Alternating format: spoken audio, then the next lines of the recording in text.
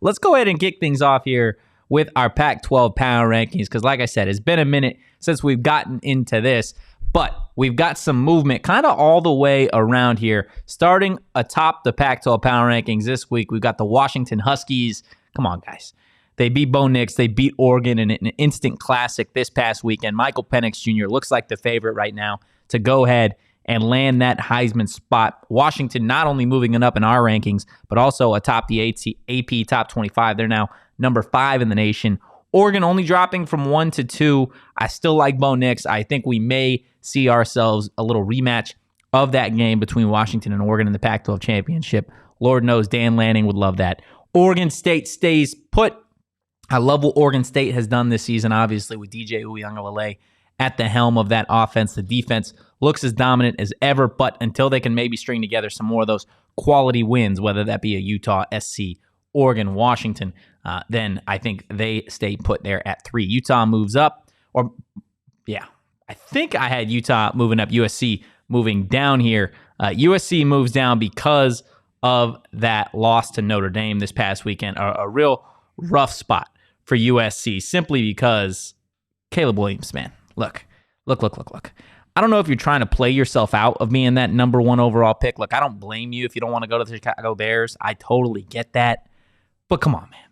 You know I was going to have to grill you just a little bit. Because go Irish, baby. Like, what are we talking about here? I sat there, I was watching that game. Notre Dame did the damn thing, and they really beat the brakes off of SC in that game. Now, this next one hurts me.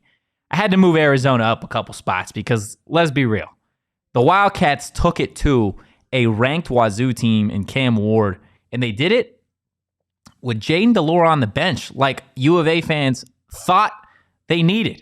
And my goodness, that freshman quarterback, redshirt freshman quarterback, whatever you want to call him, man, he is the real deal. If I'm Jed Fish, I think you got to start that guy the rest of the way. I know Fish was talking about earlier in the week that they've got 2 quarterbacks. Let's be real, Fish. Come on now. I don't need you to do the coach speak no more. You got your guy, okay? You got your guy. Arizona is at 6, and rightfully so. Tony in the chat saying Totri loves the Cats. I don't love the Cats, but I gotta show some love, man. Like, they did the thing. I gotta show a little bit of respect, okay? You're trying to be kind, and you still get attacked for it. I know, man. I know. Look, they beat the shit out of the Cougars. Like, I was surprised that they did it. I was absolutely surprised that they did it. But I got to give credit where credit is due. Look, Jed Fish, friend of the program, and this is a guy that, he's building something. And I love the little shot that he took at Elijah Rushing in the postgame talking about development. I thought that was pretty honest. But let's see what we got for the back half of these power rankings. UCLA at 7. They fall a spot. Chip Kelly, you're not that guy, pal. You're not that guy. Wazoo, they fall, obviously, because of the ass whooping they took from Jed Fish and company. Cal lost, and they move up. You're probably sitting there asking yourself why. Well, Deion, Coach Prime Sanders.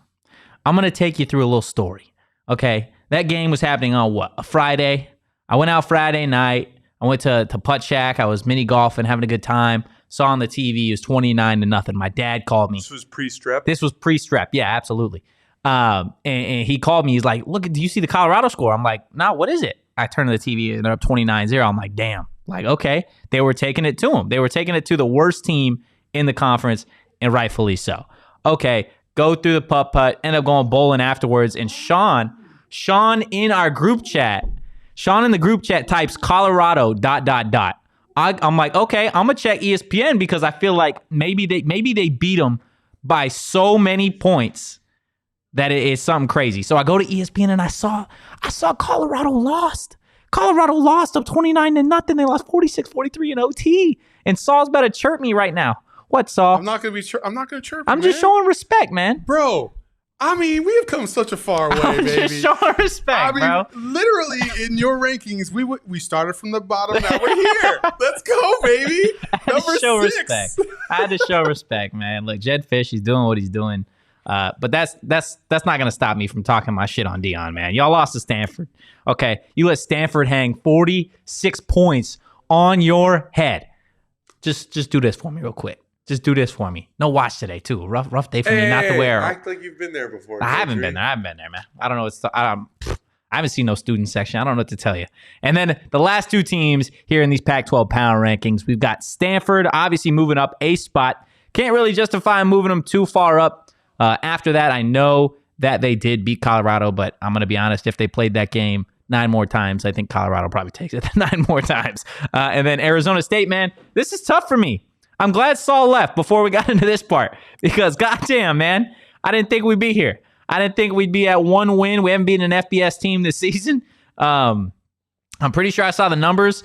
Definitely this week against Washington. This doesn't bode well, man. But I'm pretty sure I saw a number that they paid $1.1 million. This is Arizona State paid $1.1 million for that game to play Fresno State earlier in the year, where they lost 29-0. It's tough, man. And on a bye week, we're obviously going to get into the injuries and all that stuff. But this is this week's Power Rankings, obviously.